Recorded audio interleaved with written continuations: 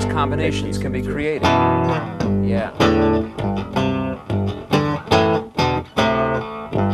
All basically in the key, you can, and of course I'm stretching a point, and I don't understand it musically enough to really explain it in those terms, but I'm explaining it in pattern terms. Exactly. So now once you know that there's your, so that pattern works up here. Or if you have enough fret. But what note is your reference note to the G there? The G in the Uh-huh. middle. So now you know anytime you have a key anywhere, again, ridiculously simplistic, if your key is like, you know, that, you know that if you're in a major,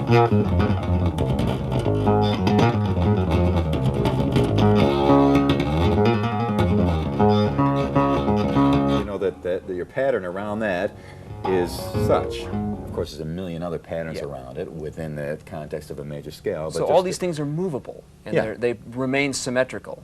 They remain relatively the same. So if you have a particular note, and it's a major scale, and it starts and it has that note there in it, you know that you've got all those notes around it that you can go to play if you so desire.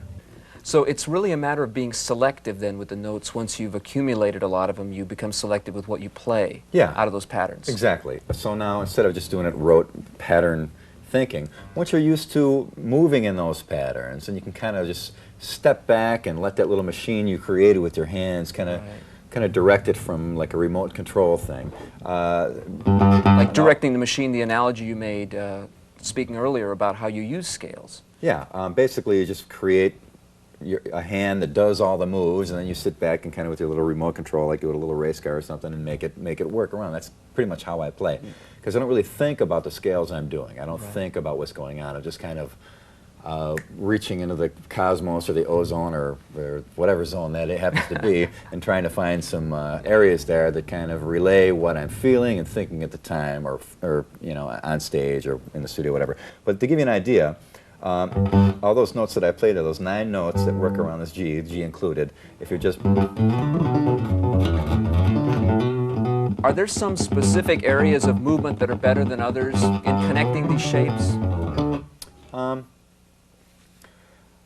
Well, you get used to certain moves with your hands. Like for a long time, for many years, that was my move. So whenever I was solo, if it was an E minor, which is the relative minor to G major.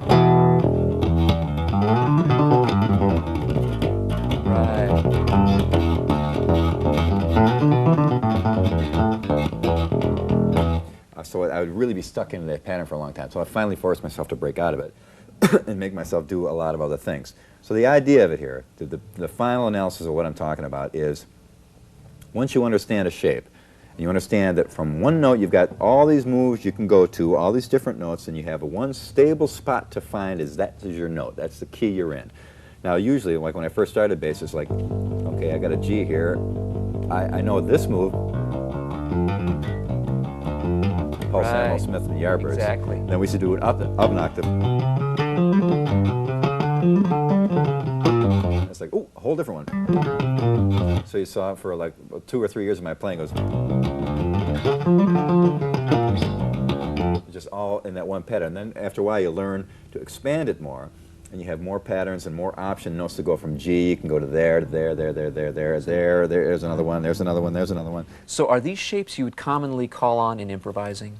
Yeah, I guess in the beginning, when you're first starting to understand improvising, I guess you would work with shapes. Right. Eventually, you get to the point where you're not thinking shapes, you're thinking music. You're not thinking what scale you're doing. You're thinking, I have an emotion, and here it is, via the bass.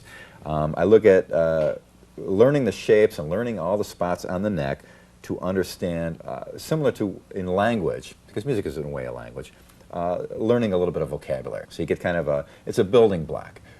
Sure, when you're in school you got to learn spelling and vocabulary and sentence structure, and it's a drag and you hate it. And that's what this kind of is. Learning sentence structure, similar to learning the structure of the patterns. But once you know it, you can speak like we're speaking now. Right. And this is what music should be like. Communication. Just like I'm talking to you. Exactly.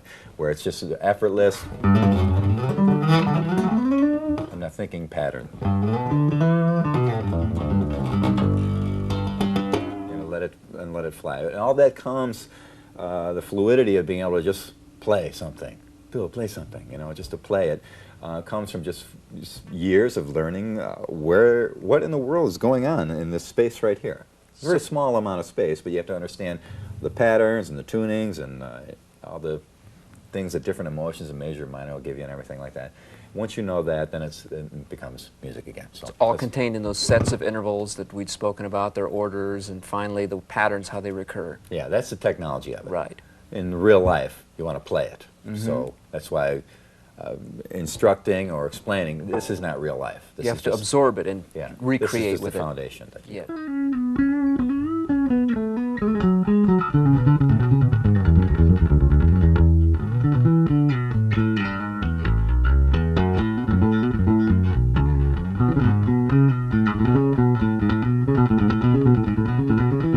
Do you have any tips for building strength and endurance in practice periods, particularly, you know, designed for stage use?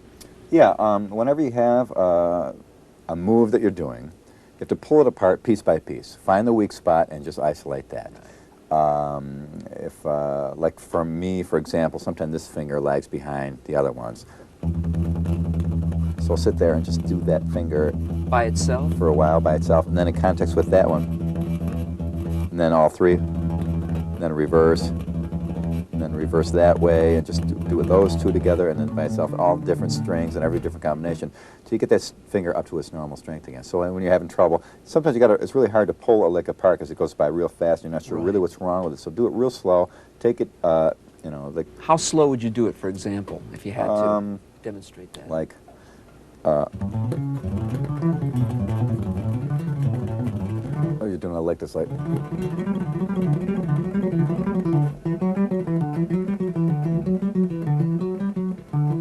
Slower and harder as well, push harder.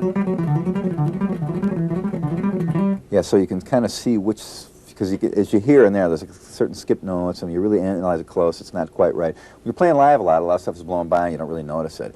And you can have a lot of inconsistencies in your playing that you're not aware of. So a lot of times just to stop, slow down, go sit in a dressing room in a quiet room and work it out and find the weak spot and pound on it.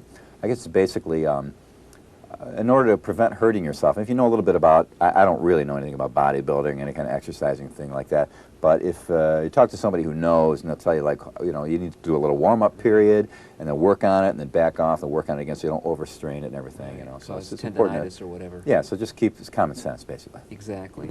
Okay, well, let's move on to your thoughts on applying licks and parts of techniques to song. What can you tell us about, you know, the theory behind keeping it in check so that the song comes first and the theory... you don't overplay. Yeah, basically. Boy, you got the wrong guy for that, huh?